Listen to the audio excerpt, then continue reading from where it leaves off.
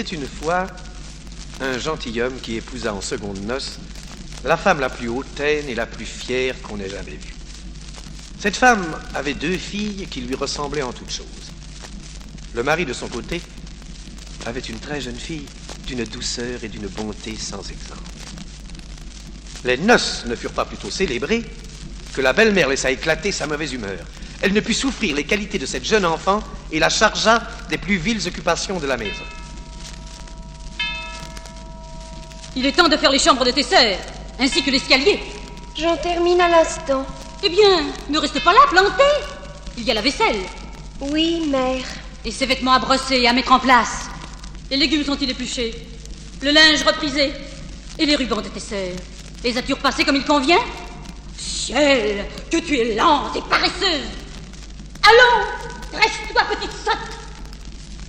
Ainsi la pauvre enfant était-elle gourmandée et malmenée sans cesse. Le soir, lorsqu'elle avait terminé son ouvrage, elle s'allait mettre humblement au coin de la cheminée et s'asseyait près des cendres, ce qui fait que par moquerie, on l'appelait Cendrillon. Tiens, voilà encore la princesse Cendrillon qui dort dans le feu. Cendrillon, la princesse Cendrillon avec ses beaux habits troués. Cendrillon.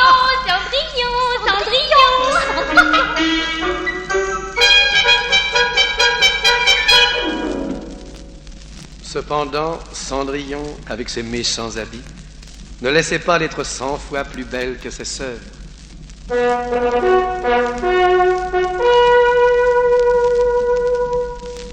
Il arriva que le fils du roi donna un bal et qu'il y invita toutes les personnes de qualité. Nos 2 demoiselles y furent mandées, car elles faisaient grande figure dans le pays.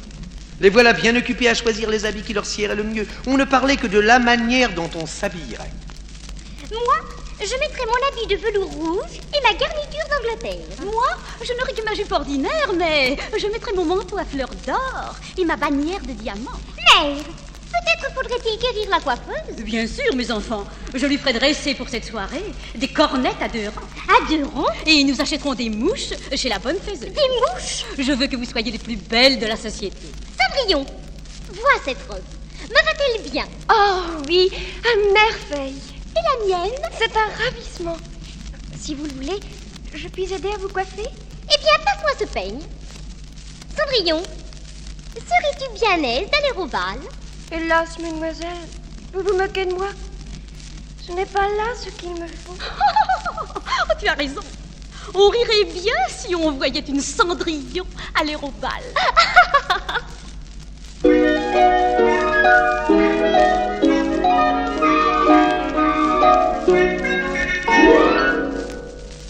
Pourtant, lorsqu'elles partirent, la pauvre Cendrillon les suivit des yeux, le plus longtemps qu'elle put.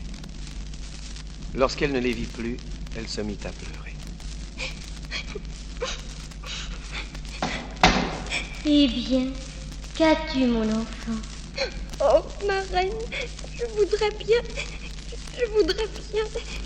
Tu voudrais bien aller au bal, n'est-ce pas?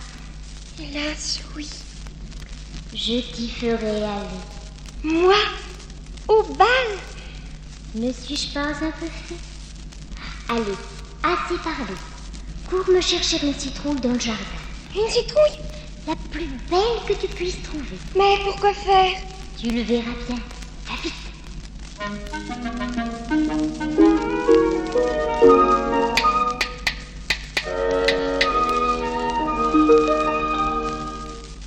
Ayant creusé la citrouille, la marraine la frappa de sa baguette. Et la citrouille fut aussitôt changée en un beau carrosse tout doré. Lève la trappe de la souricière. Vois ses souris.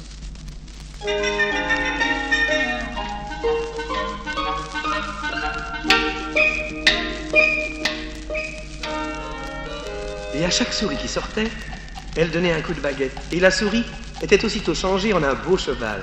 Ce gros rat, nous en ferons un cocher.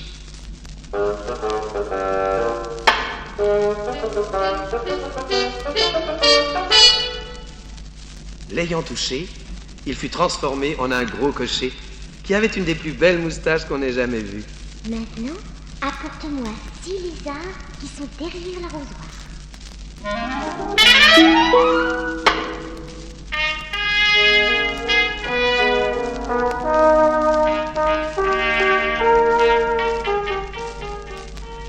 la marraine les changea en 6 laquais, qui montèrent aussitôt derrière le carrosse avec leurs habits chamarrés, et s'y tenaient comme s'ils n'eussent fait autre chose de toute leur vie.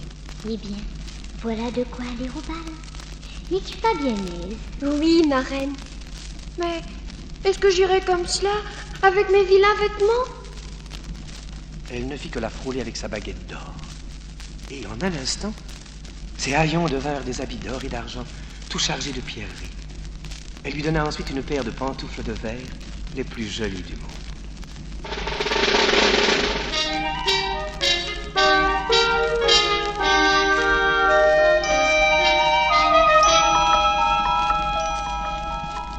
Et maintenant, va mon enfant. Mais surtout, je te recommande de quitter le bal avant minuit. Car si tu y demeures un instant davantage, ton carrosse redeviendra citrouille. Tes chevaux souris, tes laquais lézards et tes beaux vêtements redeviendront des haillons. Je te promets de rentrer avant minuit, ma reine.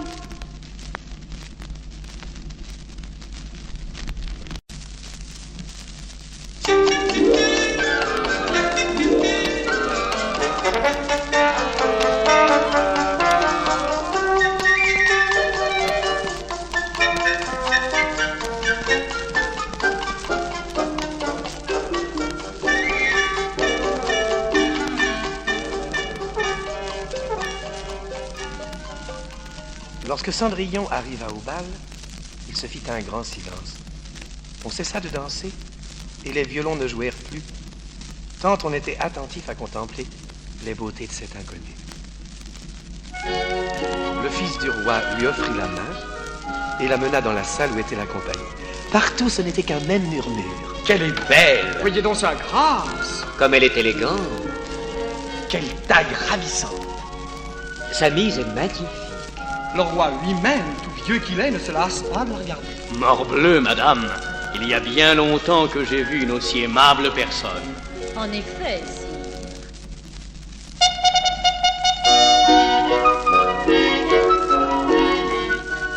Toute la nuit, le fils du roi se tint auprès d'elle et la fit danser. Il n'avait Dieu que pour elle.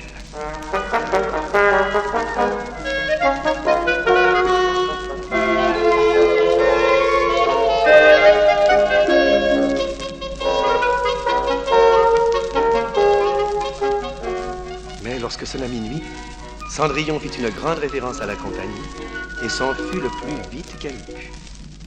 Elle était fort occupée à raconter sa soirée à sa marraine quand ses sœurs heurtèrent à la porte. Vous êtes-vous bien amusés? Oh oui, il est venu la plus belle princesse qu'on puisse voir. Oui, mais personne ne la connaît. Et le fils du roi en est fort en peine, car il donnerait tout pour savoir qui elle est.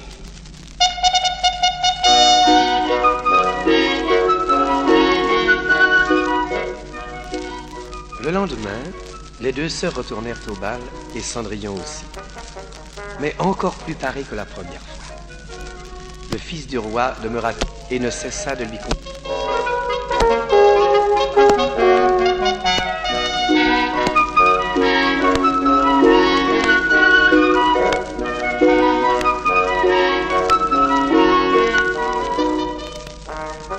Le temps passa si vite que Cendrillon, oubliant l'heure, entendit sonner le premier coup de minuit. Elle se leva d'un bond et s'enfuit, aussi légère qu'une biche. Le prince la suivit, ne put la rattraper. Alors il ramassa précieusement une des pantoufles de verre que Cendrillon avait perdue dans sa course.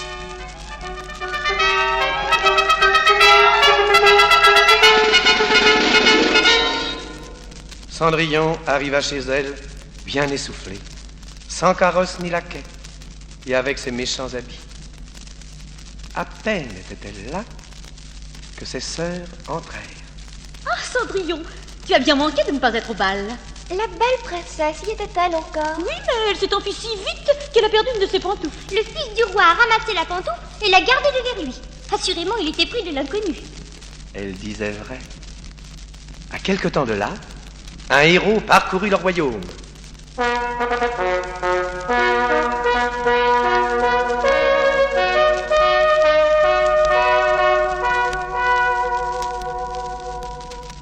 Et le prince annonce qu'il épousera celle dont le pied sera bien juste à la pantoufle.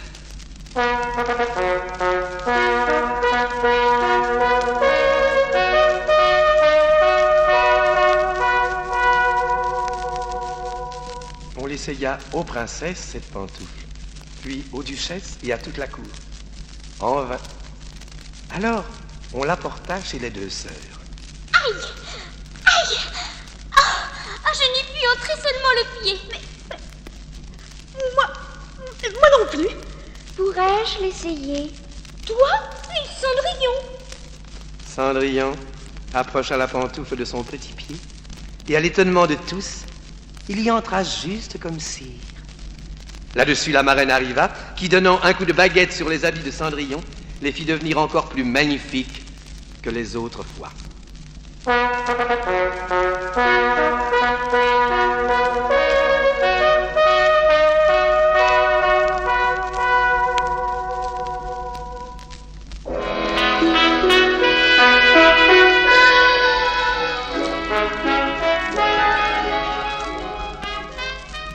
Alors, ces deux sœurs se jetèrent à ses pieds, et Cendrillon leur pardonna de bon cœur. On l'amena chez le prince, qui la trouva plus belle que jamais. Peu de jours après, il l'épousa, et ce furent de grandes réjouissances dans tout le royaume.